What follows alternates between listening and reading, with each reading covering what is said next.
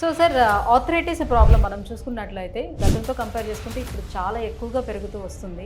Usual arthritis అనేది 2 types madam.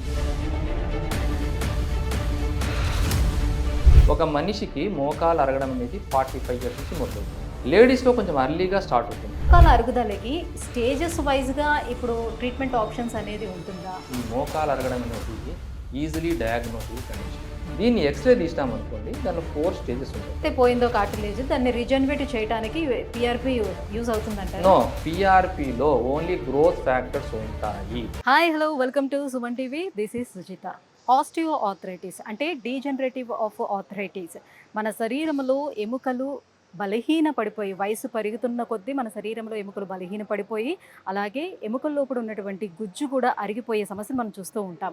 అయితే ఈ సమస్యకు చాలామంది సర్జరీకి వెళ్ళడానికి చాలా ఇబ్బంది పడుతూ ఉంటారు. ఎందుకంటే సర్జరీ జరిగిన తర్వాత మనం అంత క్విక్గా మళ్ళీ లేచి నడవగలుగుతామో లేదో, మళ్ళీ ఇన్ఫెక్షన్స్ లాంటి సమస్యలు ఎదురవుతాయేమోనని భయపడుతూ ఉంటారు. మరి దీనికి ఏంటి పరిష్కారము అని అంటే, డెఫినెట్గా దీనికి పరిష్కారం మనకు అందుబాటులోకి వచ్చేసిందండి. అదే అత్యాధునికంగా అందుబాటులోకి వచ్చినటువంటి శస్త్రచికిత్స, robotic assisted knee replacement surgery. Yes. So దీనివల్ల మరి పేషెంట్స్కి ఎటువంటి ఉపయోగాలు ఉంటాయి, ఎంత తొందరగా రికవరీ టైం అనేది ఉంటుంది, ఈ విషయాలన్నీ అడిగి తెలుసుకోవడానికి సో ఇక్కడ మనకి డాక్టర్ జహంగీర్ పాషా గారు, he's ortho and robotic assisted knee replacement surgeon అనమాట. సో ఈ సర్జన్గా ఎంతో పేరు ప్రఖ్యాతులు సంపాదించుకున్నటువంటి డాక్టర్. సో డాక్టర్ గారిని అడిగి మరిన్ని విషయాలను తెలుసుకునే ప్రయత్నం చేద్దాం. లోపలికి వెళ్దాం, పదండి. Hello sir, how are you? Fine, thank you. Robotic assisted knee replacement సర్జన్గా మీకు పేరుందని తెలిసి మేము వచ్చాము. సో సార్, ఆర్థరైటిస్ ప్రాబ్లం మనం చూసుకున్నట్లయితే సో గతంతో కంపేర్ చేసుకుంటే ఇప్పుడు చాలా ఎక్కువగా పెరుగుతూ వస్తుంది. సో మ్యాక్సిమం 45 ఇయర్స్ అబోవ్ అయ్యేసరికల్లా ఆర్థరైటిస్ సమస్య వచ్చేస్తుంది. సో ఏంటి అసలు మెయిన్ కాసెస్ ఆఫ్ ఆర్థరైటిస్ అంటే? యూజువల్ ఆర్థరైటిస్ అనేది 2 టైప్స్ మేడం.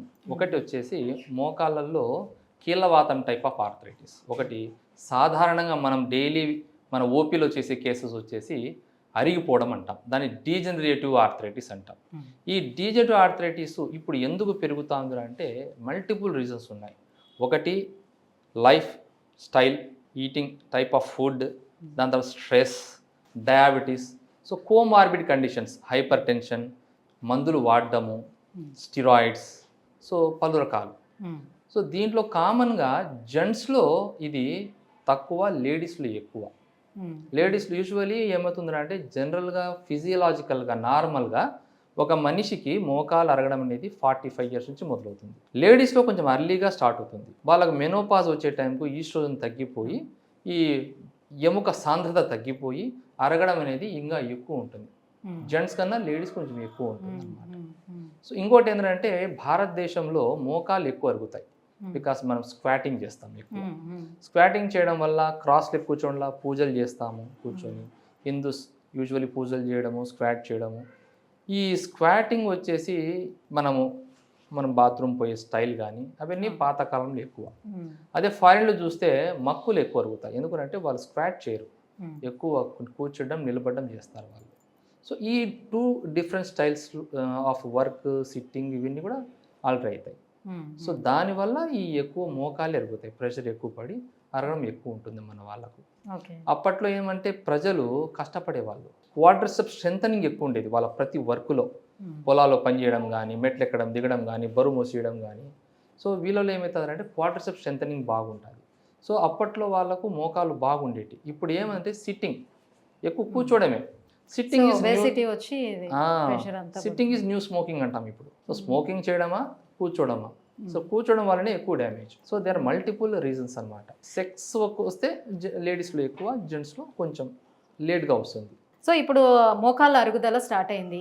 సో ఈ మోకాళ్ళ అరుగుదలకి స్టేజెస్ వైజ్గా ఇప్పుడు ట్రీట్మెంట్ ఆప్షన్స్ అనేది ఉంటుందా, లేకపోతే ప్రతి ఒక్కరికి సర్జరీ అనేది అవసరం పడుతుందా? లేదు మేడం. యాక్చువల్గా ఈ మోకాలు అరగడం అనేది ఈజీలీ డయాగ్నోసిబుల్ కండిషన్. పేషెంట్ మీద నొప్పితో వస్తూనే ఫస్ట్ ఏజ్ కన్సిడర్ చేస్తాం. అబోవ్ 50 ఆ రేంజ్లో అయితే మనకు వాళ్ళకు మోకాలు అరగడం అనేది ఒక సాధారణ కండిషన్ కాబట్టి దాన్ని అసెస్ చేసుకుంటాము. దానికంటే తక్కువ ఉండే వాళ్ళకు వేరే కండిషన్స్ ఉంటాయి. ఓసిడి అంటే ఆస్టియోకాండ్రల్ డిఫెక్ట్, లోపల సైనోవియం ఉంటుంది అనమాట. రోజున మన మోకాలు గుజ్జు వెళ్తుంది కదా, అది సైనోవియం అంటాం. సైనోవియల్ ఫ్లూయిడ్ వస్తుంది దాని నుంచి, దానిలో ప్రాబ్లం ఉండడము. లిగమెంట్స్ ఉంటాయన్నమాట. ఈ విధంగా లిగమెంట్స్ ఉంటాయి. సో ఈ లిగమెంట్స్ ఏమైనా డ్యామేజ్ అయినాయా, లేదా మెనిస్కస్ ఉంటుంది అదేమో డ్యామేజ్ అయిందా, లేకపోతే అరగడం పూర్తి కాకుండా ఒక ఏరియా దాన్ని ఆస్టియోకాండ్రోటిక్ డిఫెక్ట్ ఉంది, అది లెస్ దెన్ 45 ఇయర్స్ వాళ్ళకు. ఈ 40 ఇయర్స్ లోపల వాళ్ళకు మెనిస్కల్ ఇంజరీ ఉండొచ్చు, లేదా లిగమెంట్ ఇంజరీ ఉండొచ్చు, లేదా ఒక చిన్న ఏరియాలోనే ఈ కార్టిలేజ్ డ్యామేజ్ అయిపోవడం వల్ల ఆ ఏరియా వల్ల నొప్పి వస్తూ ఉంది, దాన్ని ఆస్టియోకాండ్రోటిక్ డిఫెక్ట్ అంటాం. అట్లా కాకుండా కొందరు కీళ్ళవాతం అయి ఉండొచ్చు, దాని సైన్వేల్ పొరంతా వాపు వచ్చేస్తుంది అనమాట, ఇన్ఫెక్షను, ఇట్లాంటి లెస్ దెన్ 40 ఇయర్స్ వాళ్ళకు మనం ఆలోచించాలి. మోర్ దెన్ 45 ఇయర్స్ 40 ఇయర్స్ వాళ్ళకి ఏమిరా అంటే ఇట్లా అరిగిపోవచ్చు ఇట్లా. ఎందుకంటే కార్టిలేజ్కు స్పర్శ ఉండదు, రక్త ప్రసరణ ఉండదు. సో దానికి నొప్పి అనేది వైబ్రేషన్ ఏమీ తెలియదు. మనం కాళ్ళకు షూ వేసుకొని నడిచినట్టే, మనం నడిచే కొద్ది నడిచి ఎప్పుడైతే ఈ షూ అరిగిపోతా వచ్చి చివరిగా రంధ్రం పడితే మన కాలు కిందకి వెళ్తే అప్పుడు స్పర్శ తెలుస్తుంది. అదేవిధంగా ఈ కార్టిలేజ్ ఎప్పుడు పోతుందో ఎముకకు స్పర్శ ఉంటుంది. సో ఈ కార్టిలేజ్ అనేది 45 ఇయర్స్ తర్వాత నుంచి 45 ఇయర్స్ బిఫోర్ ఎట్టుందిరా అంటే ఎంత లాస్ ఉంటుందో అంత గెయిన్ ఉంటుంది ఎవ్రీడే. ఇప్పుడు 45 ఇయర్స్ తర్వాత ఏమవుతుంది, లాస్ ఎక్కువ ఉంటుంది, గెయిన్ తక్కువ ఉంటుంది, అప్పుడు అరగడం మొదలు. That call degeneration. ఈ డీజనరేషన్ వల్ల పూర్తిగా కార్టిలేజ్ వెళ్ళిపోయి ఎముక బయటపడి ఎముక రాపిడి ఎప్పుడు జరుగుతుందో అప్పుడు నొప్పి వస్తుంది. దీన్ని ఎక్స్రే తీసినామనుకోండి, దాంట్లో 4 స్టేజెస్ ఉంటాయి. కెలగ్రెన్ లారెన్స్ ఫస్ట్ స్టేజ్ మనము ఇంజెక్షన్స్తో బాగా చేసుకోవచ్చు. పిఆర్పి, బోన్ మ్యారో, ఓజోన్, తర్వాత ఇల్డ్రా ఉంటుంది, ఇంటర్లుకిన్ అంటే ఏదైతే పోయిందో కార్టిలేజ్ దాన్ని రిజనరేట్ చేయడానికి పిఆర్పి యూజ్ అవుతుందంట. నో ఇది చాలా మంది చేస్తున్న పెద్ద తప్పేంద్రా అంటే, ఎస్పెషల్లీ హైదరాబాద్ ఈ పక్క నేను పిఆర్పి వేశాను కార్టిలేజ్ పెరిగింది అని చాలా తప్పుడు ప్రచారం చేస్తున్నారు. పిఆర్పిలో ఓన్లీ గ్రోత్ ఫ్యాక్టర్స్ ఉంటాయి. గ్రోత్ ఫ్యాక్టర్స్ లోపలికి వెళ్ళి ఉన్న కార్టిలేజ్ని కాపాడొచ్చు, లేకపోతే కొద్దో గొప్ప పెంచొచ్చు, కానీ కంప్లీట్ రీజనరేషను మిల్లీమీటర్లో థిక్నెస్ పెంచిందనేది పూర్తి తప్పు. వాళ్ళు ఏం చేస్తారా అంటే ఈ మోకాలు చుట్టూరు జెనికులార్ నర్వ్స్, నొప్పిని ఏదైతే మన బ్రెయిన్కు తీసుకుపోతుందో నరము, దాన్ని ఆర్ఎఫ్ఏ రేడియో ఫ్రీక్వెన్సీ అబ్లేషన్తో కాల్చేస్తారు. ఇది కాల్చిన తర్వాత ఈ నరాలు మళ్ళీ 8 నెలలకు కొత్త వచ్చేస్తాయి. సో పెయిన్ మళ్ళీ 8 monthsకు వచ్చేస్తుంది. ఈ ఏదైతే పిఆర్పి వేశారో అది వర్క్ చేయొచ్చు, చేయకపోవచ్చు. బట్ ఏమవుతుందిరా అంటే ఈ లోపల నరాలు చనిపోవడం వల్ల, నొప్పి స్పర్శ లేకపోవడం వల్ల, అంటే బ్రెయిన్కు తెలియదు, లోపల డ్యామేజ్ కంటిన్యూ అవుతూ ఉంటుంది, కానీ ఈ స్పర్శ పైకి వెళ్ళదు కాబట్టి మనకు ఆ నొప్పి పోయినట్టుగా ఉంటుంది. తర్వాత బోన్ మ్యారో యాస్పిరేషన్ కాన్సన్ట్రేట్ అని ఉంటుంది ఒకటి, అది కూడా బయోలాజిక్ ట్రీట్మెంట్ అంటాం. బయోలాజిక్స్ అంటే సింపుల్ కాన్సెప్ట్, మన శరీరంలోని ద్రవాల్ని తీసుకొని మనకు ట్రీట్మెంట్ ఇవ్వడాన్ని బయోలాజిక్స్ అంటాం. ఆ వాటిలో వచ్చేది పిఆర్పి, ఇల్డ్రా, బోన్ మ్యారో యాస్పిరేషన్ కాన్సన్ట్రేట్, ఇవన్నీ అన్నమాట. సో బోన్ మ్యారోలో ఏముంటాయంటే స్టెమ్ సెల్స్ ఉంటాయి, గ్రోత్ ఫ్యాక్టర్స్ ఉంటాయి. సో ఇది పోయి మనకు కావాలంటే డ్యామేజ్ అయ్యే కార్టిలేజ్ని స్టెమ్ సెల్స్, మూల కణాలు ఉంటాయి. మూల కణాలు 2 రకాలు, totipotent, adult mesenchymal stem cells. Totipotent అంటే మీరు ఎంటుకలు పోయినా ఎంటుకలు వచ్చేస్తాయి, అది బ్యాన్, ఎవరు చేయడం లేదు, ఎందుకంటే FDA దానికి అలౌడ్ లేదు. అదే మీరు మీ అడల్ట్ మీసెన్ స్టెమ్ సెల్స్ అయితే అది వాడచ్చు, దాంతో మనము ఇంజెక్షన్ వేసి చేయొచ్చు. అది కూడా ICMR, Indian council of medical research యొక్క రూల్స్ని మనం పాటిస్తేనే అది వేస్తే అది దానివల్ల ఇంప్రూవ్మెంట్ ఉండొచ్చు. ఏది కూడా ఇంతవరకు ఇది పర్ఫెక్ట్ ట్రీట్మెంట్ ఇంజెక్షన్స్ వల్ల అనేది లేదు. అంటే కొంతవరకు మాత్రమే దాన్ని పోస్ట్ పోన్ చేయడానికి అవకాశం ఉండొచ్చు. ఇప్పటికి మేము ఈ ఇంజెక్షన్ ప్లెయిన్ పిఆర్పి అంటే జెనికులా ఈ రేడియో ఫ్రీక్వెన్సీ అబ్లేషన్ ఇవ్వకుండా వేసాము. 20,000 మెంబర్స్ పైన వేసాము. వాళ్ళల్లో చాలా మందికి తగ్గింది, కొందరికి కూడా తగ్గలేదు, అది కూడా చెప్తాం, ఎందుకంటే మన రికార్డ్స్ ఉన్నాయి. ఇంకోటి ఇల్డ్రా ఉంటుంది, ఇంటర్లుకిన్ రిసెప్టర్ యాంటగోనిస్ట్, అది ఒక లేటెస్ట్ ట్రీట్మెంట్. దాంట్లో రక్తం తీసి 30 minutes బాడీ టెంపరేచర్ ఇంక్యుబేటర్స్ వస్తాయి, అక్కడ ఇంక్యుబేట్ చేసి దాని నుంచి మనము బ్లడ్ తీసుకుంటాము. దాంట్లో ఇంటర్లుకిన్ రిసెప్టర్ యాంటగోనిస్ట్ తీసుకొని మోకాలు గుర్రాలు వేసేవాళ్ళు. ఇది జర్మనీలో దీని పేరు ఆర్థోకైన్ అంటారు, అది కూడా ఉందన్నమాట ఒక ట్రీట్మెంట్. సో ఇట్లాంటి చాలా రకాల ఓజోన్ ఉంది, ఆ ఓజోన్లో నేసెంట్ ఆక్సిజన్ వచ్చి లోపల హీల్ చేసే ఛాన్స్ ఉంది. But using ozone for medical purpose is a crime in America. But India, European countries, కొంచెం ఏషియన్ కంట్రీస్ వాడుతున్నారు, that is allowed here. Ozone societies కూడా ఉన్నాయి ఇండియాలో. సో వాళ్ళు ఇవన్నీ చెప్తారనమాట. ఇవి different types of treatment modalities. ఇంకోటి కామన్ స్టీరాయిడ్స్ వేస్తారు. స్టీరాయిడ్స్ FDA అప్రూవల్ ఉంది, చాలా మంది వేస్తారు. కానీ స్టీరాయిడ్స్ వల్ల ప్రమాదం ఏముందంటే నొప్పి మీకు 4 daysలో 1 weekలో తగ్గిపోతుంది. తిరిగి వచ్చేటప్పుడు డబల్ అయి వస్తుంది అనమాట. నొప్పి పగబట్టి వస్తుందని చెప్తాం. ఇంకొక డ్రాబ్యాక్ ఏంటంటే స్టీరాయిడ్స్ కొంచెం స్టెరిటీ లేకుండా వేస్తే ఇన్ఫెక్షన్ ఛాన్స్ కూడా ఉంటుంది. Infection is the deadliest complication for అంటే అదర్ ఆర్గాన్స్ కూడా దెబ్బతీసే అవకాశం ఏమైనా ఉంటుందా ఆ steroids? Local are regional steroids బాడీలోకి వెళ్ళవు కాబట్టి డ్యామేజ్ అయ్యే ఛాన్స్ చాలా తక్కువ. మనం ఎప్పుడైతే ఓరల్గా లేదా పేరెంటల్ అంటే ఐవి లేకపోతే ఐఎంగా వాడితే తప్ప స్టెరాయిడ్స్ అవి శరీరం అంతా పాకి వేరే ఆర్గాన్స్ డ్యామేజ్ అయ్యి కుషింగాయిడ్ సిండ్రోమ్ అట్లాంటి కండిషన్స్ వచ్చి ఎముకలు వీక్ అయ్యి వేరే డ్యామేజ్ ఛాన్స్ ఉంది, షుగర్ రావడము అట్లాంటి ఉండొచ్చు. సో ఈ నీ పెయిన్స్ వచ్చేటప్పుడు ఇది అరిగిపోయింది అని మనకి ఎలాంటి సిమ్టమ్స్ ద్వారా తెలుసుకునే అవకాశం ఉంటుంది? పూర్తిగా అరిగిపోయింది అనడానికి సింపుల్ క్లినికల్ సిమ్టమ్స్ కాళ్ళు వంకర పోతాయి చాలా మందికి, కొందరు వంకర పోవు. తర్వాత మనము మోకాలు పట్టుకొని మడవండి అని చెబితే క్రెపిటస్ వినిపిస్తుంది. దాన్ని బోనీ క్రెపిటస్, కరకర అనే శబ్దం. అది వినిపించిందిరా అంటే క్లినికల్గా మనము అది అరిగిందని చెప్పచ్చు. బట్ మనం ఆల్వేస్ క్లినికల్లీ కాకుండా రేడియోలాజికల్ అసెస్మెంట్ చేసి ఎముక అరిగిందా లేదా అని చూడడానికి ఎక్స్రే తీస్తాం. Standing or weight bearing x-ray. నిలబడి ఎక్స్రే తీస్తాం. నిలబడిన వాళ్ళకు ఇంకా పడుకోబెట్టి తీయాల్సిందే. నిలబడి ఎక్స్రే తీసి ఎంత అరిగిందో ఆ 4 స్టేజ్ల్లో దాన్ని బట్టి నేను చెప్పాను కదా, stage 1, stage 2 injections, physiotherapy, stage 3, stage 4. So alternate treatments ఆలోచించాలి. నీ రీప్లేస్మెంటా లేకపోతే హెచ్టిఓ, హైట్ టిబియల్ ఆస్టియోటమీ, ఇట్లాంటి సర్జరీస్ ఉంటాయి. అంటే మోకాళ్ళు మార్పిడి చేయకుండా ఎముకను కట్ చేసి బరువు అనే భాగాన్ని ఎక్కడ పడుతుంది మోకాళ్ళు అనేది సైడ్కు అంటే బాగా మిగిలి ఉన్న భాగం పడేటట్టుగా చేసి ట్రీట్మెంట్స్ ఉన్నాయన్నమాట.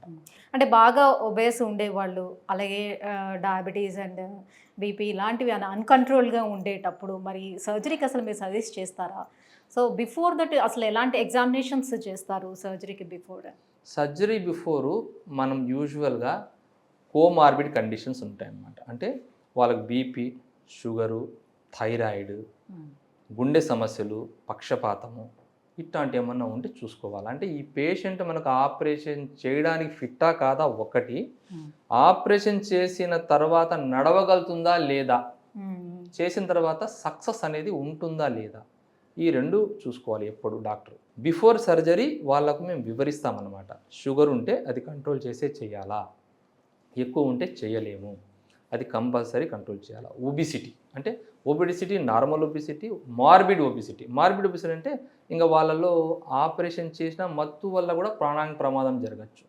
సో అది అసెస్ చేసి వాళ్ళు ఫిట్టా కాదా అని చూసుకొని, చాలా మందికి ఒబిసిటీ ఉన్నా చేస్తాం, కాకపోతే ఎక్స్టెన్షన్ రాడ్స్ వేసుకొని చేస్తాం లైఫ్ ఎక్కువ రావడానికి. ఇట్లా తర్వాత బీపీ ఇంకా వేరే గుండె సమస్యలు ఉంటే 3 days బిఫోర్ వాళ్ళు వాడే గుండె సమస్య మందులు ఆపి దాని తర్వాత మనం ఆప్ టైంలో వేరే ఇంజెక్షన్స్ ఇచ్చి వాళ్ళకి సర్జరీ చేస్తాము. ఒకరు సడన్గా నిన్న మొన్న స్టంట్ వేసుకున్నారంటే స్టంట్ వచ్చేసి 2 types ఉంటాయి. కొన్ని 3 months తర్వాత చేయొచ్చు, కొన్ని 6 months తర్వాత, 9 months తర్వాత చేయొచ్చు. అంటే ఎపిథెలియేషన్ ఆఫ్ ద స్టంట్ కావాలి, లోపల ఇంకార్పొరేట్ అయిపోవాలి వెజల్లో అది. సో అవి మనం చూసుకొని అసెస్ చేసుకొని పోవాలి. కొందరికి ఏందిరా అంటే మోకాళ్ళ మార్పిడి చెయ్యకముందు మక్కి, యాంకిల్ 2 బాగుండడు చూసుకోవాలి. ఆ 2 బాగా లేకపోతే ఇది కష్టమవుతుంది మోకాళ్ళ మార్పిడి. ఎందుకంటే గెయిట్ అనేది మారిపోతుంది వాళ్ళల్లో. మనం మక్కి నుంచి యాంకిల్ గీత గీస్తే అది ఫుజిసావా పాయింట్ ద్వారా పోవాలి. ఫుజిసావా పాయింట్ అంటే ఈ సెకండ్ లైన్ అనమాట. ఈ లైన్ ద్వారా పోవాలి ఈ సైడ్ నుంచి. సో అది మెయింటైన్ చేయాలి సర్జరీలో కూడా మనం. అట్లా లేదురా అంటే మనము సర్జరీ ఫెయిల్ చేసుకున్నట్టు అవుతుంది. సో ఇవన్నీ అసెస్ చేయాలి. 1 joint above 1 joint below, లేదురా అంటే మనం ఫెయిల్ అవుతుంది. సో ఇప్పుడు ఓపెన్ సర్జరీ అనేటప్పుడు ఖచ్చితంగా కొత్తగా మనకి ఇంప్లాంట్స్ వచ్చాయి, ఇంప్లాంట్స్ పెడుతున్నారు, సర్జరీ చేస్తున్నారు, కొంతవరకు సక్సెస్ అవుతుంది, ఓకే. బట్ వెరాజ్ ఓపెన్ సర్జరీకి వచ్చేటప్పటికల్లా అది ఎప్పుడు రికవరీ టైం చాలా ఎక్కువ తీసుకుంటుంది. కొంతమంది పర్ఫెక్ట్గా నడవగలుగుతారు తొందరగానే, కొంతమంది రికవరీ టైం చాలా లేట్ అవుతుంది. ఇవన్నీ భయపడుతూ ఉంటారు. సో వీటికి చెక్ పెడుతూ ఇప్పుడు అత్యాధునికంగా అందుబాటులోకి వచ్చినటువంటి చికిత్సా పద్ధతులు ఏంటి? రోబోటిక్స్లో ఏం చేస్తామంటే ఇంతకుముందు ట్రెడిషనల్ మెథడ్లో కొంచెం ఎక్కువ కోసేవాళ్ళు, వంకర్ ఎక్కువ ఉంటే ఇంకా కొంచెం ఎక్కువ కోసి సాఫ్ట్ టిష్యూని ఎక్కువగా ఓపెన్ చేసేవాళ్ళు. ఒక మనిషికి నొప్పి వస్తోంది అంటే ఎముకనా లేకపోతే మాంసమా, మజిల్సా అంటే muscles have more pain than bone. Okay. So bone ఇది ఎముక విరిగినా కూడా ఎవరికన్నా అది కదలడం వల్ల చుట్టూరు ఉన్న మాంసాన్ని గుచ్చడం వల్ల దాంట్లో ఉన్న నర్వ్స్ వల్ల పెయిన్ ఎక్కువ ఉంటుంది, అంతే తప్ప ఎముక యాజ్ సచ్ విరిగి రాదు. అందుకే ఎప్పుడైతే మన ఎముక విరిగిందో దానిలో రాడ్ వేసి స్టెబిలైజ్ చేసేస్తే నొప్పి పోతుంది. మనం ఎముక అతికించడంలే, కానీ రాడ్ వేసి కదలకుండా పెట్టేసినాం కాబట్టి నొప్పి పోతుంది, అంటే అది గుచ్చుకోదు. సో రోబోటిక్స్లో ఏం చేస్తారా అంటే మినిమల్ ఇన్సిషన్, చిన్న ఇన్సిషన్, ఓపెన్ లాగే ఉంటుంది బట్ తక్కువ ఇన్సిషన్, తక్కువ సాఫ్ట్ టిష్యూని కట్ చేస్తాం, తక్కువ బోన్ని కట్ చేస్తాం. సో దీనివల్ల ఏమిరా అంటే మాంసాన్ని తక్కువ డ్యామేజ్ చేస్తే తక్కువ వెజల్స్ డ్యామేజ్, తక్కువ నర్వ్ డ్యామేజ్ జరిగి రక్తప్రసరణ బాగుండి నర్వ్స్ ఎక్కువ డ్యామేజ్ కాలేదు కాబట్టి ఇన్ఫెక్షన్ రాదు, మీకు రికవరీ ఫాస్ట్ ఉంటుంది, నొప్పి తక్కువ ఉంటుంది. అదే ఓపెన్ మెథడ్లో సాఫ్ట్ టిష్యూ ఎక్కువ ఓపెన్ చేయాలా, బోన్ ఎక్కువ కట్ చేయాలి అకార్డింగ్ టు జిగ్స్. ఇప్పుడు ఇదేంద్రా అంటే ఇప్పుడు ఇంతకుముందు ఏం చేసేవాళ్ళు ఆపరేషన్ ట్రెడిషనల్ మెథడ్లో అంటే మనము చిప్పను బట్టి ఎముకని కట్ చేసేవాళ్ళు. ఇప్పుడు రోబోటిక్స్తో ఎముకను ఎంత కట్ చేస్తే దాన్ని బట్టి చిప్పలు అమర్చేవాళ్ళం, అంటే ఆ టైప్ ఆఫ్ చిప్పలు వచ్చినాయి. దాంట్లో లేటెస్ట్ ఎదురా అంటే ఈ వెలిస్ జాన్సన్ అండ్ జాన్సన్ రోబో, దాంట్లో చిప్పలు ఏమంటే సైజు ఆల్టర్ ఎంతన్నా చేసుకోవచ్చు మనం. ఈ పాలీ అంటాం, దిస్ ఇస్ ద పాలీ. ఈ పాలీ అనేది ఈ మెటీరియల్ ఇంపార్టెంట్. ఇదంతా అందరూ చాలా మంది చెప్తారు ఆక్సినియము, నయోబియం నైట్రేట్, గోల్డ్ అంటే నయోబియం నైట్రేట్, ఇవన్నీ లోపల ఉండేది మాత్రం ఒకటే, టైటానియము, కోబాల్ట్ క్రోమ్, దాని మీద పూతలు అవి. సో పూతలు మనం వాడడం, ఎందుకంటే పూతలు ఎప్పుడో సరిపోతుంది లేకపోతే సరిగ్గా రాకపోవచ్చు. సో వేరే వాళ్ళు చేస్తున్నారు but we won't prefer coated implants. ఇది మెయిన్, ఇది ఎంత మంచిది వేయించుకుంటే మనం మెటీరియల్ అంత బాగా లైఫ్ వస్తుంది. సో అట్యూన్లో ఉండేది ఏమరా అంటే ఏఓఎక్స్ మెటీరియల్. సో వాళ్ళ కంపెనీ ఏం చెప్తుందంటే అంటే 30 years లైఫ్ వస్తుందని చెప్తుంది. So that is one of the best implants. So రోబోతో అడ్వాంటేజ్ ఏమంటే తక్కువ కోత, తక్కువ సాఫ్ట్ టిష్యూ డ్యామేజ్, తక్కువ మాంసం damage, so fast recovery. Main important accuracy. ఇప్పుడు సాధారణంగా నా కన్ను ఉన్నాయి, హెల్తీ పర్సన్ కళ్ళు ఎట్టుంటాయరా అంటే 80 Hz డిఫెక్టింగ్ కనుక్కోగలుగుతాయి, 80 Hz దాని క్లారిటీ, అది మైక్రో లెవెల్లో కూడా చూస్తుంది. రోబో అయితే 3x the time, 240 Hz దాని క్లారిటీ, అంటే చిన్న డిఫెక్ట్ ఉన్నా చెప్పు. ఇంకోటి ఏమంటే ఓపెన్ మెథడ్లో 2 mm డిఫెక్ట్ కరెక్ట్ చేయగలుగుతాం, అదే రోబో అయితే 0.5 mm కూడా కరెక్ట్ చేసుకోవచ్చు. అదే అడ్వాంటేజెస్. దాని అక్యురసీ 100% ఉంటుంది. అంటే ఇక్కడ సార్ ఇప్పుడు రోబోటిక్ సర్జరీ అనగానే చాలా మంది ఇప్పుడు చూస్తున్న ప్రేక్షకులు అనుకుంటారు, సో రోబోస్ ఏమైనా ఇక్కడ సర్జరీ చేస్తుందా, ఇందులో డాక్టర్ పాత్ర ఏముంటుంది, ఈ డౌట్స్ ఉంటాయి. యాక్చువల్లీ అక్కడ జరుగుతుంది ఏంటి? కొందరు ప్రచారం అట్లే చేస్తున్నారు, రోబోట్ బొమ్మలు పెట్టి రోబో చేసినట్టుగా. That is all fake. Robotic assisted knee replacement అనేది బెస్ట్ అనమాట. 2 types ఆఫ్ రోబోట్స్ వస్తాయి. ఒకటి కంప్లీట్ రోబో ఆటోమేటిక్ టైప్, ఒకటి రోబో అసిస్టెడ్. ఆటోమేటిక్ టైప్లో మనం దానికి ఒక అసెస్మెంట్ ఇస్తాము, ఇంత వంకర ఉంది ఇంత కట్ చేయనేసి మనం పక్కన నిలబడతాము, అది కట్ చేసుకుంటూ పోతూ ఉంటుంది. దాని తర్వాత మనకు ఒక అసెస్మెంట్ చిప్పలు కూర్చోబెడతాం. దాంట్లో ప్రమాదం ఏంద్రా అంటే కొందరు అనుకోవడం ఏమన్నా మనం పక్కన నిలబెడితే అది కట్ చేసుకుంటా నరాన్ని కట్ చేస్తాదేమో, అది జరగదు, రేరెస్ట్ ఛాన్స్. కానీ సేఫ్ సైడ్ ఏమరా అంటే robo assisted surgeries are always best. అది మన కంట్రోల్లో ఉంటాయి, మన చేత్తోనే చేస్తాం. రోబో అనే ఒక బొమ్మలాగా వచ్చి మనమే ప్రోగ్రామ్ చేయాలా, మనమే అసెస్ చేయాలా. రోబో డాక్టర్ ఇద్దరు కలిసి ఎంత కరెక్ట్ చేయాలా, ఎంత కట్ చేయాలనేది అసెస్ చేసుకొని దాని తర్వాతే కట్ చేస్తాం. వర్క్ అంతా మన హ్యాండ్లోనే ఉంటుంది, మన కంట్రోల్లోనే ఉంటుంది. సో దీంతో ఏమవుతుందిరా అంటే మనకు డ్యామేజ్ లేదా వేరే ఏమన్నా కాంప్లికేషన్ జరిగే ఛాన్స్ 0%. సో రోబో అనేది ఏం చెయ్యదు, మనమే చేస్తాము with the help of robotic knowledge. అది హెల్ప్ చేస్తుంది, మనకు అసెస్మెంట్ ఇస్తుంది, మనం దాన్ని కరెక్ట్ చేసి కూడా మనమే. అది ఇంత డిఫెక్ట్ చూపిస్తే మనం ఇంత డిఫెక్ట్ కట్ చేస్తామంటే అది మాత్రమే కట్ చేస్తుంది మనమే. సో దీని సక్సెస్ రేట్ అనేది ఎలా ఉంది సార్, అండ్ రికవరీ టైం ఎంతవరకు ఉంటుంది, అంటే ట్రెడిషనల్ సర్జరీతో కంపేర్ చేసినప్పుడు ఈ రోబోటిక్ సర్జరీ? ట్రెడిషనల్ మెథడ్తో రికవరీ కొంచెం లేట్గా ఉంటుంది, ఎందుకంటే సాఫ్ట్ టిష్యూ ఎక్కువ కట్ చేస్తాం కాబట్టి హీలింగ్ టైం కూడా పెరుగుతుంది. కొంచెం సాఫ్ట్ టిష్యూ పెరుగుతా హీల్ అయితే రావాలా. ఇది ఎట్లా అంటే ఒక చీర ఆరేస్తే గంట కారింది, 10 వేస్తే గంట కారట ఉండదు. సో సాఫ్ట్ టిష్యూ ఎంత డ్యామేజ్ చేస్తామో అంత టైం పడుతుంది. సో తక్కువ కట్ చేస్తే తక్కువ టైం సెట్ అయిపోతుంది అట్లా.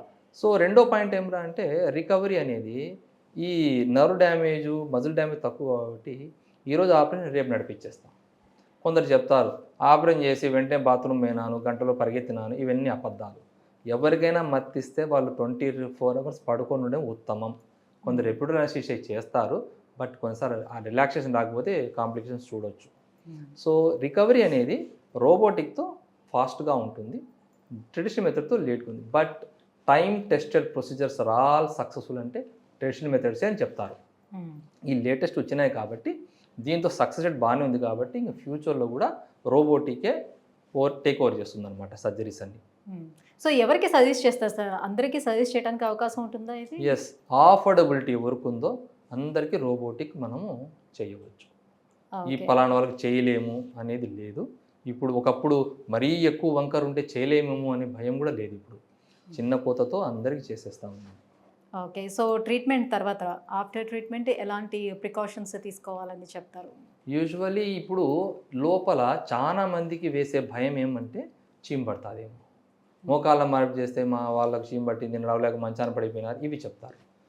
ఇప్పుడు లోపల వేసే కుట్లు కూడా క్లోర్హెక్సిడిన్, డెటాల్ ఉంది కదా మంది, దాంట్లో ఉండే మెటీరియల్, ఈ కరోనాని చంపే మెటీరియల్ అదే. సో క్లోర్హెక్సిడిన్ మెటీరియల్ కుట్లు వచ్చినాయి. తర్వాత వచ్చేసి ట్రైక్లోరోసాన్, అది ఒక యాంటీబయాటిక్, ఆ కుట్లు వచ్చేసినాయి. సో ఇవి వాడటం వల్ల ఇన్ఫెక్షన్ ఛాన్స్ పూర్తిగా తగ్గిపోయింది. సో ఈ సిమెంట్ పెట్టి చేస్తాం. ఇండియాలో అన్ని ప్రస్తుతానికి ఉండేది సిమెంటెడ్ టోటల్ నీ రీప్లేస్మెంట్స్. అమెరికాలో అన్సిమెంటెడ్ కూడా ఉన్నాయి, ఇప్పుడు వాళ్ళు చాలా చేస్తున్నారు, అది ఇంకా రాలేదు ఈ పక్కకు. ఈ సిమెంట్లో కూడా యాంటీబయాటిక్ ఉంటుంది. So infection chance zero, minimal. వస్తే వేరే some other reasons on patient sides or surrounding sides లేదా సర్జరీ టైం జరగచ్చు, కానీ యాజ్ సచ్ నిల్ అని చెప్తాం. సో ఇన్ఫెక్షన్ లేదు కాబట్టి మనం ఎవరికైనా చేయొచ్చు ఇది. రెండో పాయింట్, ఈ సర్జరీ తర్వాత రికవరీ అనేది, ఇప్పుడు కొన్ని ప్లాస్టర్స్ వస్తాయి కుట్లేసిన తర్వాత.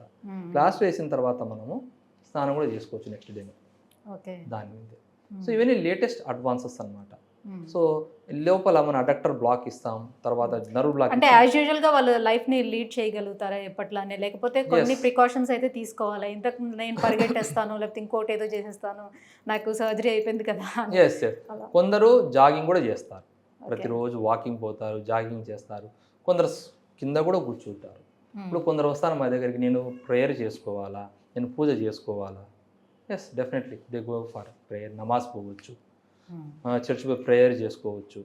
సో ఇన్సిషన్ మనము కొంచెం సైడ్లో తీసుకుంటే మోకాలు కింద ఆంచినప్పుడు ఆ ఇన్సిషన్ మీద పడదు కాబట్టి వాళ్ళు ప్రేయర్ కూడా చేసుకోవచ్చు. సో 3 రకాలుగా అడ్వాంటేజ్. ఇప్పుడు వచ్చినటువన్నీ హై ఫ్లెక్షన్ నీస్ అన్నమాట, ఎక్కువ మడవచ్చు. సో వాళ్ళు కింద కూర్చుంటారు. సో ఇతనికి వచ్చేసి ఈ రైట్ నీ వచ్చేసి బాగా అరిగిపోయింది. సో అరిగిపోవడం వల్ల అతను కుంటుతా నడుస్తూ ఉన్నాడు. ఈయనకు మనం రోబోటిక్ నీ రీప్లేస్ చేసాము. సో ఇది సెకండ్ డే ఈ లెగ్ ఎంత స్ట్రైట్ అయిపోయింది అంటే స్ట్రైట్ అయిపోయింది, నార్మల్గా నడుస్తున్నాడు. ఎప్పుడైనా సరే వంకర ఉందా లేదా చూడాల్సిన ముందు నుంచి కాదు, బ్యాక్ నుంచి. బ్యాక్ నుంచి చూస్తే మనకు వంకర కరెక్ట్ అయితే పర్ఫెక్ట్ తెలిసిపోతుంది.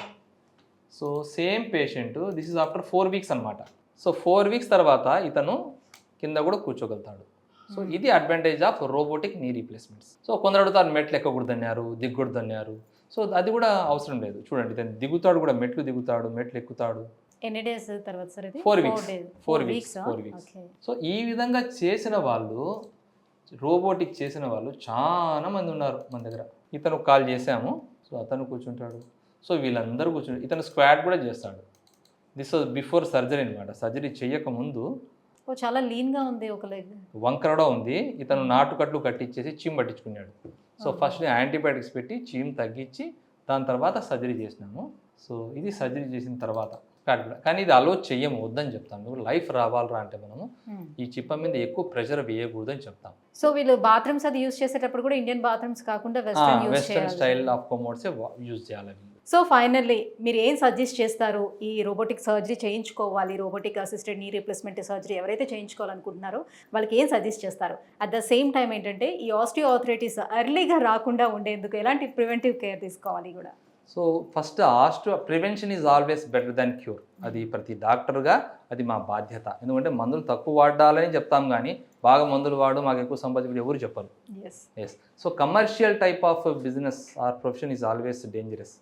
So prevention is of better than cure కింద ప్రతి ఒక్కరు, everybody, so who are having diet, ఈ ఫాస్ట్ ఫుడ్స్ తగ్గించేసి తర్వాత గ్లైకేటెడ్ ఫుడ్స్ అంటే గ్లూకోజ్ ఎక్కువ ఉన్న షుగర్ ఎక్కువ ఉన్న ఫుడ్స్ తగ్గించేసి regular exercise, then balanced diet, fat ఇంత, ప్రోటీన్స్ ఇంత, విటమిన్ ఇంత, కార్బోహైడ్రేట్ ఇంత, ఇవి ఉన్నట్టు చూసుకొని ఆహార అలవాట్లు మార్చుకొని స్ట్రెస్ తగ్గించుకోవాలి. ఫస్ట్ స్ట్రెస్ ఎంత తగ్గిస్తే గ్లైకోజిలేషన్ అంత తగ్గుతుంది.